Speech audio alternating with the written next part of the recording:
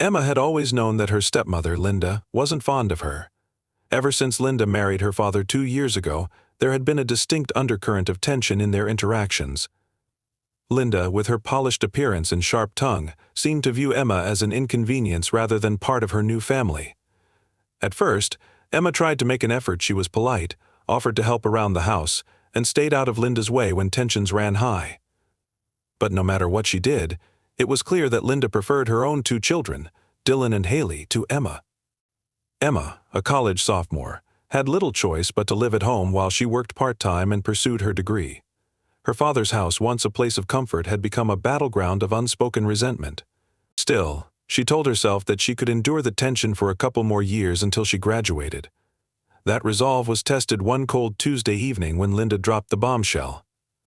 Emma was at the dining room table, surrounded by textbooks, her laptop, and an empty mug of coffee. Finals week was approaching, and she'd been juggling work shifts and late-night study sessions, trying to stay ahead. She was so engrossed in her notes that she didn't hear Linda come into the room. "Emma," Linda said, her voice brisk and authoritative, "we need to talk." Emma looked up, startled. Linda rarely addressed her directly unless it was to issue a complaint about chores or make a passive-aggressive remark. Linda's neatly manicured nails tapped against the back of a chair as she stared at Emma with a tight-lipped smile. "Ah, sure," Emma said cautiously, closing her notebook. "What's up?" Linda sat down across from her, folding her hands neatly on the table. "I've been thinking about how we use space in this house. Your father and I agree that some changes need to be made." Emma frowned, a sense of unease creeping in. "What kind of changes?" Linda sighed dramatically, as though she were the victim of a great burden. "We need your room. Dylan is starting his own business and needs a dedicated space to work. You've been living here rent-free for a long time now, and it's time for you to find your own place." Emma's heart skipped a beat. "You're kicking me out?" "It's not kicking you out," Linda said with a condescending smile. "It's encouraging you to become independent. You're an adult now, Emma. You can't expect to live here forever." Emma stared at her, stunned. "But I'm in school. I work part-time. I can't afford to move out right now." Linda shrugged. "That's not really my problem, is it? Dylan's future is important, and your father and I agree that this is the best decision for the family." Emma's mind raced. This couldn't be happening. Her father had always been supportive of her education and knew how hard she was working to balance everything. Surely he wouldn't agree to this, would he? "I want to talk to Dad," Emma said firmly. Linda's expression hardened. "Your father trusts me to make decisions about the house. You have 1 week to find somewhere else to stay. I suggest you start packing." With that, Linda stood and left the room, leaving Emma sitting in stunned silence. The rest of the evening passed in a blur. Emma tried calling her father, but he didn't pick up. He was working late, as usual. She couldn't concentrate on her studies, her thoughts consumed by Linda's announcement. Where would she go? She couldn't afford an apartment on her part-time income, and she didn't have any family nearby who could take her in. Desperate, she texted her best friend, Claire, who responded immediately. "Claire, what? She's kicking you out? That's insane. Come stay with me for now. We'll figure something out." Relief washed over Emma at Claire's offer, but it was short-lived. Claire lived in a tiny 1-bedroom apartment with barely enough room for herself, let alone a second person. Still, it was better than nothing. The next morning, Emma cornered her father before he left for work. He was sitting at the kitchen counter, sipping coffee and scrolling through his phone. "Dad, can we talk?" Emma asked, trying to keep the frustration out of her voice. Her father looked up, surprised. "Of course. What's on your mind?" "Linda said I have to move out," Emma said bluntly. "She said you agreed to it." Her father frowned, setting down his coffee. "What? She said that?" "Yes. She said you both decided my room is going to Dylan and that I have a week to leave." Her father rubbed his temples, looking weary. "Emma, you know how Linda is. She likes to plan things, and sometimes she gets ahead of herself. Let me talk to her, okay? I'm sure we can work something out." Emma wanted to believe him, but she couldn't ignore the nagging feeling that he would side with Linda. Over the past 2 years, her father had grown increasingly passive, often deferring to Linda to avoid conflict. "Please, Dad," Emma said, her voice cracking. "I can't just leave. I'm in school, and I can't afford rent right now. You know that."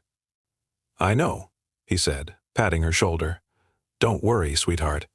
I'll handle it." But as the days passed, it became clear that he wasn't handling it. Linda continued to push Emma to pack her things, and her father seemed unwilling or unable to stand up to her. When Emma overheard Linda on the phone discussing renting out her room to a stranger, it confirmed her worst fears. This wasn't about Dylan needing space, it was about money.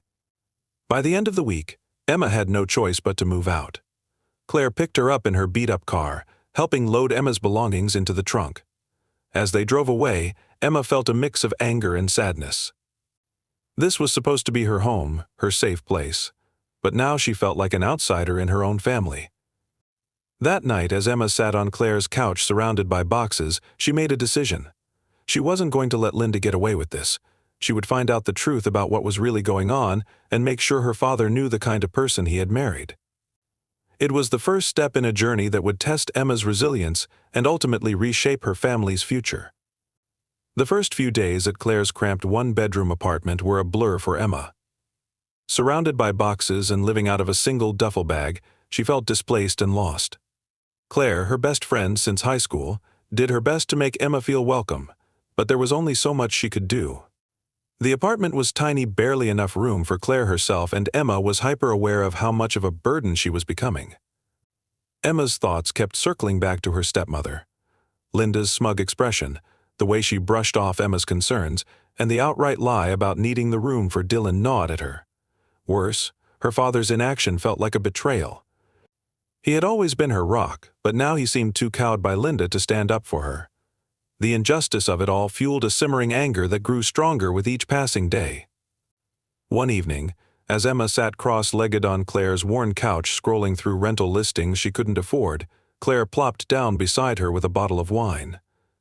"You're going to give yourself a headache looking at those," Claire said, pouring 2 glasses. "Take a break." Emma sighed and closed her laptop. "I don't know what else to do. I can't stay here forever. You shouldn't have to put up with me and my mess." "Stop it," Claire said firmly, handing her a glass. "You're not a burden, okay? But I do think you need to stop playing defense and go on the offense." Emma frowned. "What do you mean?" Claire leaned back, swirling her wine. "I mean, Linda's obviously up to something. This whole we need the room for Dylan thing doesn't add up, and you know it. If your dad won't listen to you, then you need to figure out what's really going on. Find proof. Call her out." Emma hesitated. The idea of confronting Linda again felt daunting, especially after how dismissive her father had been. But Claire had a point. Emma couldn't just sit around feeling sorry for herself. "You're right," Emma said, her voice firm. "I need to figure out what she's hiding. I'm not letting her get away with this." The next day, Emma began her investigation. She started by reaching out to Dylan, her stepbrother, under the pretense of checking in. Dylan, a laid-back 20-something who spent most of his time gaming, seemed surprised to hear from her. "Hey, Dylan," Emma said, trying to keep her tone casual. "Linda mentioned something about you needing my old room for a business you're starting. What's that about?"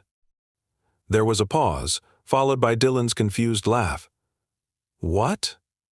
"I don't need your room. I don't even live there anymore, remember? I'm staying with my girlfriend." Emma's heart skipped a beat. "Oh, right. I must have misunderstood." After hanging up, Emma felt a surge of vindication. Linda had lied. But why? Emma's gut told her it had something to do with the stranger she'd overheard Linda talking to on the phone. Determined to dig deeper, Emma began searching for clues. She logged into her father's Wi-Fi remotely, something she'd done before, when he forgot the password, and scanned for any shared devices.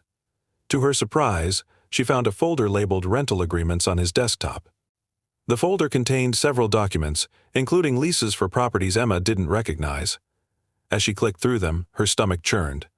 Linda had been renting out rooms in various properties, using her father's name on the leases while pocketing the profits. One of the files was a lease agreement for Emma's old room, dated 2 weeks before Linda had even told her to move out. Emma felt a wave of anger and betrayal. Linda hadn't just lied, she'd planned this all along. And her father, whether knowingly or not, was being used as a pawn in her scheme. Armed with this new information, Emma decided to confront Linda directly. She needed answers, and she wasn't going to back down this time. The opportunity came a few days later when Emma stopped by the house under the guise of picking up some of her remaining belongings. Linda was in the kitchen, scrolling through her phone, when Emma walked in. "Emma," Linda said, her tone clipped. "What are you doing here? I thought you moved out." "I'm here for my stuff," Emma said, her voice steady. "And to talk." Linda raised an eyebrow. "Talk about what?" Emma pulled out her phone and opened one of the lease agreements. She placed it on the counter in front of Linda. "Care to explain this?" Linda's expression froze for a split second before she composed herself.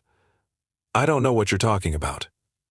"Don't lie to me," Emma said, her voice rising. "I found your little folder. You've been renting out rooms behind Dad's back, haven't you? And you kicked me out to make room for another tenant." Linda's face darkened. "Watch your tone, young lady. You have no idea what you're accusing me of." "I think I do," Emma shot back. "You've been using my dad's name to sign these leases, probably without his knowledge, and you lied to me about Dylan needing my room. How long have you been doing this, Linda? How much money have you made off of us?" Linda's composure began to crack. She took a step forward, her voice low and threatening. "You don't know what you're talking about, and if you think you can come in here and throw around baseless accusations, you're mistaken." Emma stood her ground. "They're not baseless. I have proof. And if you don't come clean, I'll take it to Dad. Or better yet, I'll take it to the police." For a moment, Linda said nothing, her eyes narrowing as she calculated her next move. Finally, she let out a bitter laugh. "You're just like your mother. Always sticking your nose where it doesn't belong." The comment stung, but Emma refused to let it shake her. "This isn't about my mom. This is about you taking advantage of my dad and treating me like I don't matter. Well, I'm done letting you walk all over me." Linda glared at her but said nothing more. Emma turned and left the house, her heart pounding.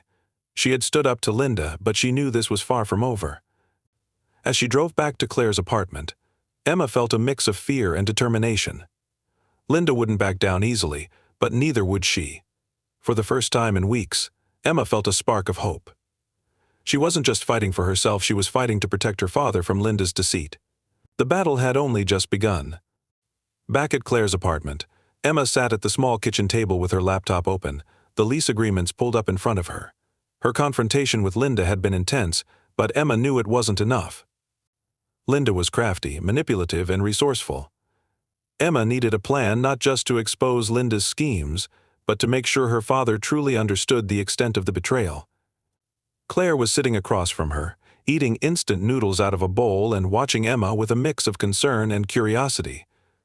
"So," Claire said, leaning forward, "what's the next move? You've got proof she's been renting out the room. Are you going straight to your dad?" Emma sighed, rubbing her temples. "I don't know. If I just show him the documents, Linda will twist it around and make me look like the bad guy. She always does that. I need something undeniable, something that will force him to see the truth." "Like what?" Claire asked. Emma stared at the screen, her mind racing. "There has to be more. I mean, this can't just be about my room. If she's been doing this with other properties too, there's got to be a bigger paper trail. Maybe even financial records." Claire nodded thoughtfully.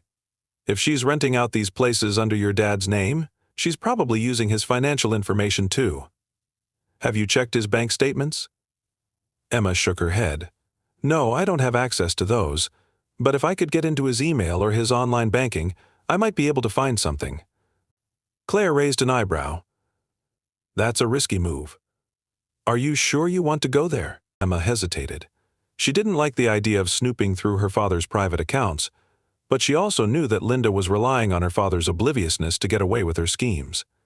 If Emma didn't act, Linda would continue to exploit him and her. "I don't have a choice," Emma said finally. "I'll do whatever it takes to protect my dad and get my life back." The next day, Emma put her plan into action. She knew her father wasn't particularly tech-savvy, which worked to her advantage.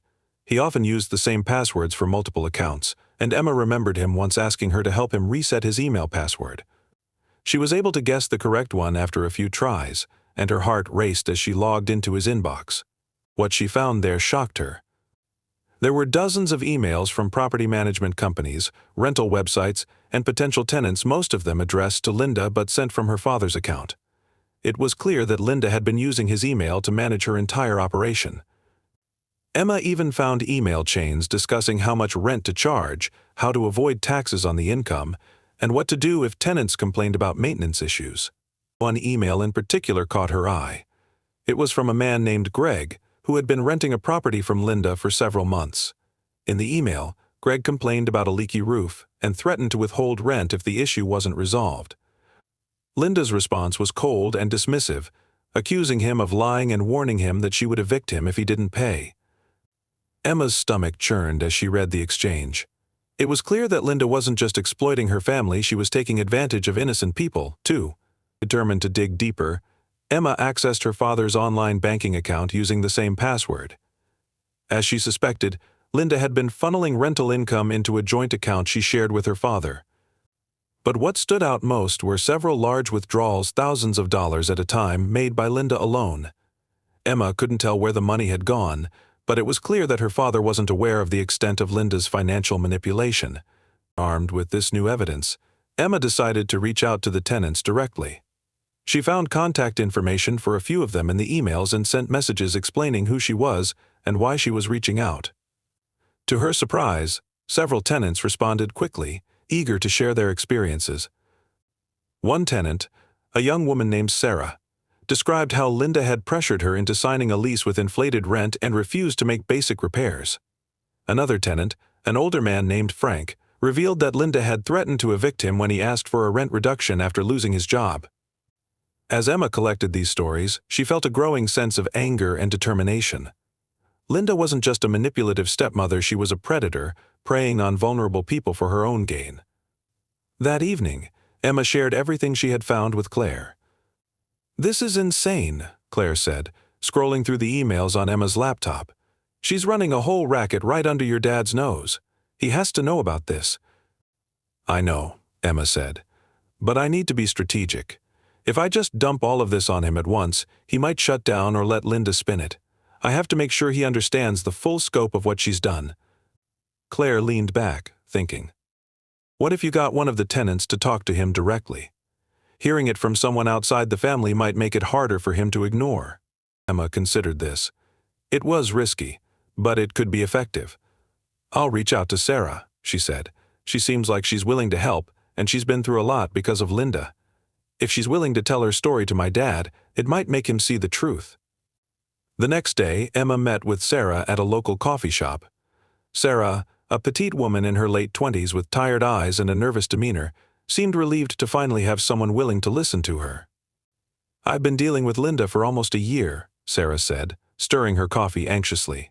"She made all these promises when I signed the lease, but she's never followed through. My apartment is falling apart, and she refuses to fix anything. She keeps saying it's my fault for not paying enough rent, but I'm already paying way more than I can afford." Emma nodded sympathetically. "I'm so sorry you've had to go through that.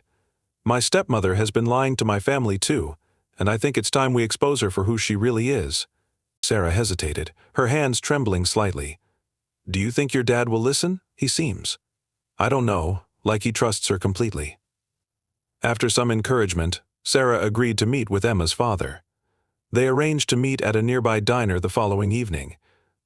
When the time came, Emma was a bundle of nerves. She had called her father earlier and asked him to meet her for dinner, but she hadn't mentioned Sarah or the evidence she planned to present. She needed to catch him off guard to prevent Linda from interfering. As Emma and Sarah waited in a booth, Emma's father arrived, looking tired but happy to see her. "Emma," he said with a smile, "it's good to see you. I've missed you." "I've missed you too, Dad," Emma said, her voice shaking slightly. "There's something important we need to talk about." She gestured to Sarah, who introduced herself and began sharing her story. As Sarah spoke, Emma watched her father's expression shift from confusion to disbelief to anger. By the time Sarah finished, Emma's father turned to her, his face pale. "Is this true, Emma? Has Linda really been doing this?" Emma nodded and pulled out her laptop. "I have all the proof right here. Emails, bank statements, leases, it's all there. She's been lying to you, Dad. She's been using you." Her father stared at the screen, his hands trembling as he scrolled through the evidence. I can't believe this," he muttered. Emma reached across the table and placed a hand on his arm. "I know it's a lot to take in, but we have to do something. We can't let her keep hurting people." Her father nodded slowly, his jaw tightening. "You're right. This has to stop. I'm going to confront her tonight." For the first time in weeks, Emma felt a glimmer of hope. Her father was finally starting to see the truth, and she was one step closer to reclaiming her life. Emma's heart raced as she watched her father process the mountain of evidence she had shown him at the diner. His face, a mixture of shock, hurt, and anger, told her everything she needed to know. After years of trust, Linda's web of lies was beginning to unravel, and her father was seeing her for who she truly was. But Emma knew that the confrontation ahead wouldn't be easy. Linda was manipulative and quick on her feet. If they weren't careful, she could twist the situation to her advantage once again. As they walked back to her father's car, he turned to Emma, his voice quiet but firm. "I need to do this myself, Emma. She's lied to me and I've let her get away with too much.